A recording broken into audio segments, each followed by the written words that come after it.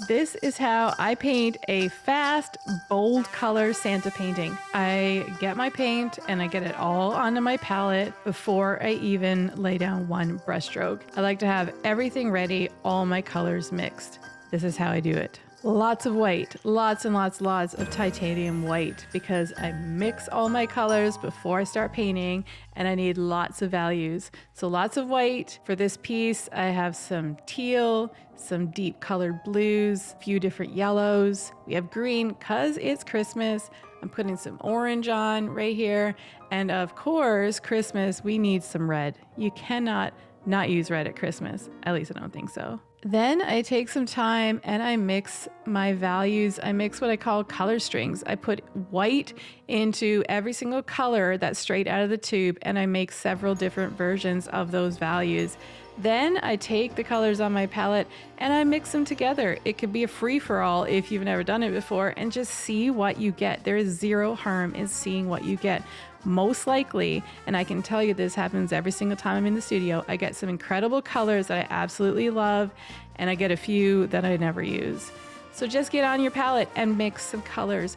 Do all of this before you start your painting, so that when you start painting, you are free to get into flow and to put that painting onto canvas without having to interrupt your flow and mix colors. Okay, you might be saying, I don't want to premix my colors. I want to get straight to work. I'm here to paint. But let me tell you, doing this, spending sometimes an hour premixing your colors on a palette is therapeutic. It's this time where there's no pressure to perform on your canvas. It's all about potential and what you're gonna do. It gives you time to think. We're in a crazy world with a million distractions. This is a moment where you can just mix colors and think about your day, think about yesterday, think about your artwork, just meditate. It's a time where everything is ahead of you and nothing is gone wrong. Nothing has gone wrong yet. You can just enjoy the process. It's very therapeutic and exciting, and it makes for a good, strong beginning in your studio. Whereas as soon as you sit in front of that canvas, there's a whole lot of thoughts can go to your head that can bring you down fast. Do this first. Mix your paints. This is how I get my canvas ready. I ground my canvas first. You can use any color you want. You've got every color of the rainbow and every color you've mixed. Any color you want, just get that canvas grounded. I'm choosing orange with a little bit of red, mixing that in while the paint's still wet and getting some beautiful colors happening on the canvas. Just like mixing paint, there's not a whole lot can go wrong at this stage. The next thing I do is grab a silicone tool and I scratch right into that wet paint and I draw out the face that I'm going to paint. This is a Santa face and I'm just quickly sketching him. I'm not trying for a likeness. I'm using a painting of a bearded man and I'm going to turn him into Santa. So I'm just having fun. I'm scratching into wet paint and I got my Santa outline on my canvas. The next thing I do is map out the first layers of my Santa face. I want to get some highlights down, some shadows, get some more color into the background to define where this face is going to sit on the canvas. I'm choosing lots of reds to go over that warm orange and bring in some Christmas cheer. The next thing I do is map out some of the shadows in this face. I am squinting and looking at my reference photo of a bearded man. And now we're going to play the layering game. We're going to be layering values onto this canvas until we feel like our painting is done. Layering values. I'm looking at my reference photo, thinking about where the highlights, the shadows, and the midtones are. Now, what is the trickiest part? The trickiest part are the midtones, because there's lots of them. We're going to get one really dark shadow, we're going to get one really bright highlight, but between the highlight and the shadow are midtones, and there's about a million. So slowly, over time, we are going to layer those midtones on. That's basically what a painter does. You're representing midtones on a canvas. As you can see here, my first midtone I chose was light pink, which is in the higher end of the values on my canvas. Now I'm going to go into some of those deeper values. I like to bounce back and forth from a lighter value to a darker value, and so I can see how the form will develop with that range of shadows on my canvas. So now I'm developing some of the lower midtones, and then I jump right back into the highlights.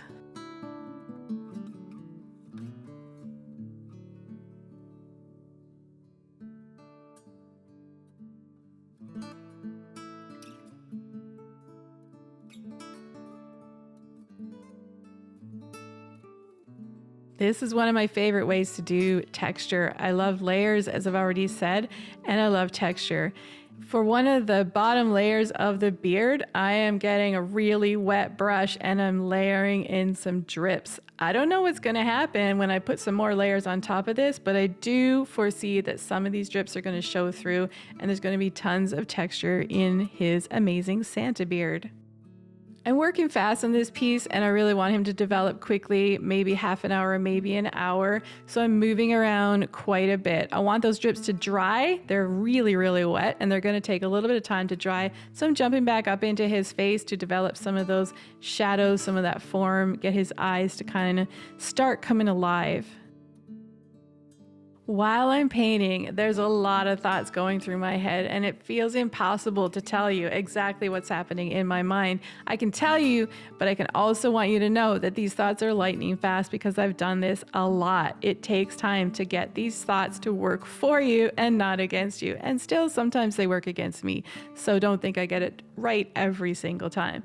But in my mind, when I am painting, I'm looking at the canvas and I'm looking at the reference photo and I'm making really quick judgments on what value I'm representing. So I'll look at that value on the reference, I'll choose a value on my palette, and I'll look all over that reference for where that value is represented. Don't stop and think. Great thing about acrylic paint, it dries fast and you can fix your problems. You can fix your mistakes. It only takes a few minutes for that paint to dry if you're putting it on fairly thin, and you can go right back in and reform that area.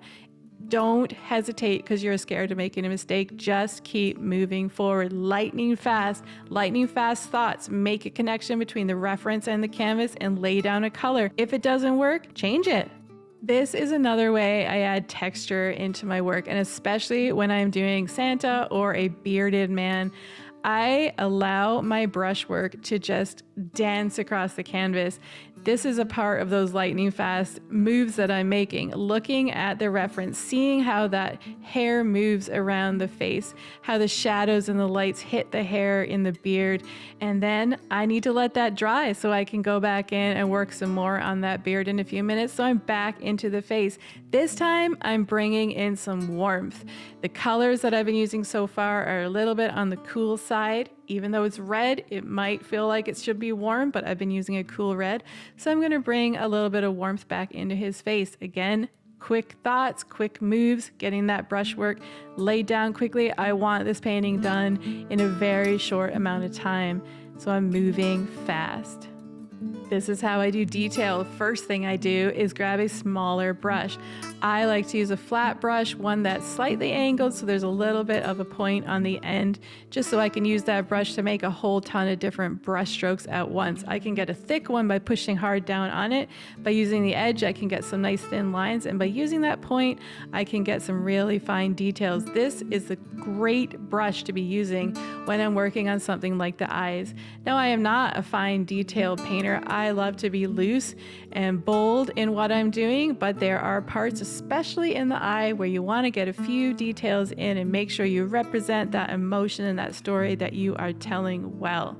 This is how I finish strong. I need to get that beard done and I need to bring this painting to a close. First thing I do is think about how I'm going to be dynamic in creating this beard, and I choose hot fluorescent pink. Why not? I'm going to just put that on all around the edge, make sure it's in spaces that it will show through once I put the top layers of that beard on. This is the third element of texture that I've put into this beard. With every layer that I'm adding into the beard now, I am getting a little brighter, a little higher in value. I'm moving quick. I'm using some dry brushing technique, adding tons of texture, shifting the color, layering upon layer. And I'm gonna do this until I feel that that beard is a Santa beard. And now I'm feeling pretty good about that beard. So gonna go back in, develop a few more highlights in that face, bring focus into his eyes. I want his eyes to tell the story. And then to connect that face to the beard, I'm gonna bring some of those warm tones down into the beard, just like some of those red and pink tones are already in his face. This is gonna connect this piece and bring all of the elements together.